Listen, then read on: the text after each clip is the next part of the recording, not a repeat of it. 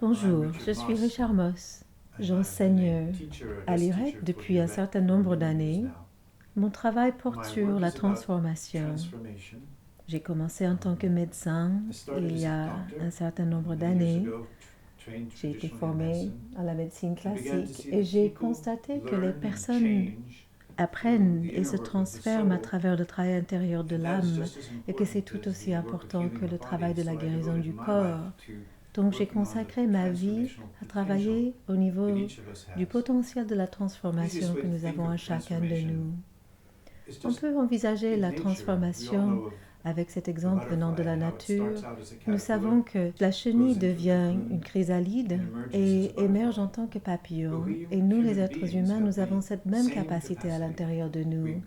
Nous passons d'un état égocentré, centré sur nous-mêmes, où nous fonctionnons dans le monde, à une possibilité de se transformer, où nous pouvons arriver à être dans une qualité d'être où nous savons ne pas être séparés, mais être connectés. Cette connaissance de la connexion vient d'une relation avec nous-mêmes et avec la science fondamentale qui est à l'intérieur de nous. Il y a à peu près 35 ans, j'ai vécu une réalisation fondamentale ou un éveil et je savais que c'était le moment pour moi d'arrêter de travailler en tant que médecin conventionnel. Et depuis, je travaille à aider les gens à transformer leur conscience. Je fais mon travail principalement dans des lieux de séminaires qui sont situés dans des cadres naturels avec beaucoup de beauté. Parce que, à mon sens, la nature est le meilleur miroir que je connais pour le potentiel de transformation à l'intérieur de nous. Je travaille avec les groupes. Nous travaillons dans des stages d'introduction pendant 2-3 jours ou dans des séminaires de 10 jours. Ça fait plus de 22 ans que je conduis des séminaires de 10 jours ici en France pendant l'été. Dans mon travail avec les RED, souvent nous abordons le potentiel transformationnel de la conscience dans différents domaines de notre vie, comme par exemple l'argent, ou l'érotisme, ou l'intimité profonde avec les autres, ou encore comment un psychothérapeute peut apprendre à devenir plus présent, plus disponible pour son client. Dans tout mon travail, il s'agit de la question de la présence. Apprendre à commencer à nouveau dans le moment présent, là où notre esprit fait partie d'un esprit plus vaste et nous touchons cette intelligence plus grande qui nous permet d'entrer dans la sagesse intemporelle que tous les enseignants, tous les maîtres depuis tous les temps partagent avec nous. Le potentiel de s'éveiller dans la conscience existe en chacun de nous.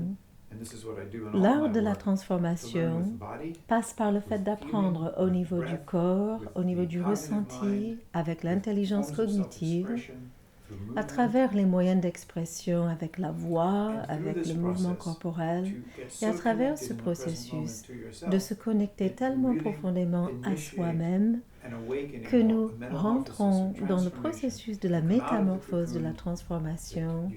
Nous sortons de la chrysalide dans laquelle nous sommes entrés sous forme de chenille et nous sortons en tant que papillons, capables d'aborder la vie à partir d'un nouveau centre à l'intérieur de nous-mêmes. Qu'il s'agit d'une conférence en soirée, un séminaire de week-end ou des séminaires plus longs, tous les séminaires que je fais pour l'IRET sont faits avec une interprète qui connaît très bien ce travail, avec qui nous avons un très bon rapport. Je parle avec des phrases courtes, l'interprète traduit, ainsi que lorsque les participants parlent, il y a le même processus en cours, ce qui permet une interaction avec les participants. Nous alternons entre le français et l'anglais constamment. Et je sais que cette façon de travailler avec un bon interprète est très bon pour les gens parce que ça leur permet d'apprendre lentement et d'écouter profondément. Et cela me permet aussi d'écouter pendant que je parle. et d'écouter, même si les gens parlent une langue que je ne connais pas très bien, j'écoute la qualité de ce qu'ils disent et la partie et l'endroit à partir duquel ils parlent. Parce que dans le travail sur la transformation, l'important n'est pas ce que vous dites, mais à partir d'où vous le dites. L'important n'est pas de bien comprendre cognitivement les idées, mais d'apprendre avec l'être tout entier, d'être en harmonie avec l'être tout entier. Et alors on peut laisser entrer la vie, on peut être en interaction avec les autres et parler à partir d'un endroit où les autres entendent les mots avec leur être tout entier. Et ainsi, même s'ils ne comprennent pas tout sur le plan conceptuel, ils savent que vous parlez à un niveau où leur soi profond peut comprendre. Au cœur de mon travail, il s'agit toujours de la présence, à apprendre à vivre de plus en plus naturellement et pleinement dans le moment présent. Dans mon enseignement, j'ai créé ce que j'appelle le mandala de l'être, ou le mandala de la conscience, qui nous enseigne ce qui se passe lorsque nous partons du moment présent et où nous allons. Le mot mandala est un mot sanskrit qui veut dire cercle. Et ici, nous avons un exemple classique d'un mandala bouddhiste, du bouddhisme tibétain.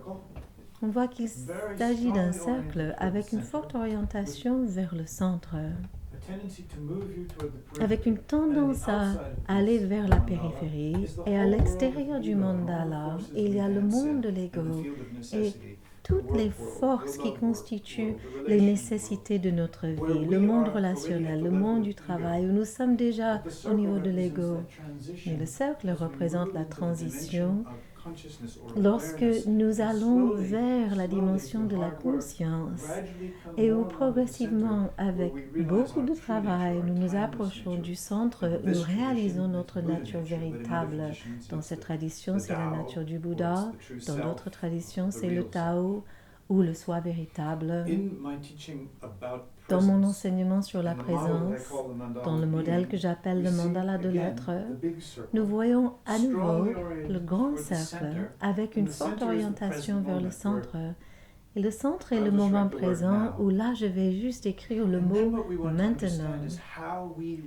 Et il s'agit alors de comprendre comment nous faisons pour partir du moment présent. Ces 4 directions fondamentales sont constituées par le temps, donc soit nous partons dans le passé, soit nous partons dans les pensées concernant le futur, ou bien nous partons dans les jugements que nous portons sur nous-mêmes, et j'appelle ça les histoires du moi, ou nous nous éloignons de nous-mêmes en partant vers les autres, ou les choses, et j'appelle ça les histoires sur les autres, les histoires de l'autre.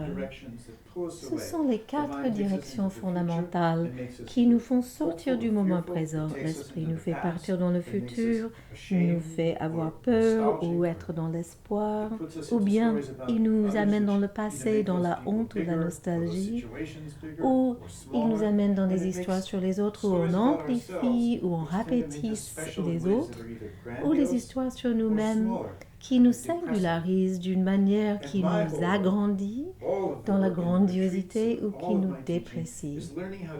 Dans mon travail, dans tous mes séminaires, dans tout mon enseignement, il s'agit d'apprendre à retourner le sens des flèches et à ramener l'esprit, à le décrocher des histoires qui nous enlèvent du moment présent et nous ramener ici, dans l'immédiateté du corps, dans la conscience directe du moment présent, une conscience claire, présent avec nos sensations, nos sentiments, alignés avec la réalité du moment présent. Dans mon travail, j'enseigne toujours que qui nous sommes véritablement recommence toujours neuf dans le moment présent. Nous apprenons à revenir vivre dans le présent. Il ne s'agit pas juste de trouver le bonheur, mais de toucher une sagesse intérieure profonde qui commence à s'exprimer dans notre vie. Quand je travaille pour l'IRET, je commence toujours avec cette idée fondamentale que le moment présent est le centre à partir duquel nous voulons toujours commencer nos explorations. Je travaille avec les thérapeutes pour leur enseigner comment être plus présent avec les clients, comment maîtriser leur propre monde émotionnel, les émotions qui sont créées par le fait de quitter le moment présent et être capturées par les pensées, les histoires que nous nous racontons sur nous-mêmes, les autres, le passé, le futur. J'utilise le mandala pour nous enseigner comment vivre une relation plus consciente avec l'argent. Le problème avec l'argent n'est pas l'argent, ce sont les histoires que nous nous racontons sur l'argent. Comme nous apprenons à être dans le moment présent avec l'argent, l'argent commence à circuler naturellement dans notre vie. Il ne s'agit pas de richesse, il s'agit de l'aisance avec laquelle nous vivons dans le monde matériel et les dynamiques du monde matériel. J'utilise aussi ce modèle dans mon enseignement sur la relation. J'enseigne à l'IRET au sujet de la relation consciente. J'enseigne comment travailler avec les sentiments difficiles qui montent dans les moments difficiles de notre vie, que ce soit pour des raisons de maladie ou de problèmes financiers ou de problèmes relationnels ou de deuil ou de chagrin. Une fois que nous comprenons que qui nous sommes vraiment commence toujours maintenant dans le moment présent et que nous prenons conscience des histoires que nous nous racontons, nous commençons alors à avoir accès à une énergie plus profonde. Un aspect très important de mon travail, c'est l'énergie de la présence, l'énergie du chant qui est créée lorsque les gens se rencontrent dans un état de présence. En apprenant à nous rencontrer dans la présence, ce qui émerge spontanément en nous, c'est la compassion, l'empathie, le pardon, l'humilité. Nous apprenons à vraiment nous écouter l'un l'autre, à faire l'expérience de l'autre avec notre être tout entier. Et nous apprenons à parler, non pas à dire les mots qu'il faut, mais parler à partir d'un endroit profond en nous-mêmes. À mon sens, c'est de cette façon-là que nous apprenons à guérir les problèmes de notre monde, à comprendre les histoires qui nous capturent, les croyances auxquelles on s'identifie et leur effet sur nous psychologiquement et émotionnellement. Nous apprenons à rester dans le moment présent pour faire face aux sentiments difficiles dans notre vie. Lorsque nous savons rester présents en face des sentiments difficiles, nous commençons à goûter une expérience de liberté. Et avec la liberté, nous goûtons l'amour et nous passons d'une vie centrée sur soi à une vie vécue dans le partage de la plénitude de l'être.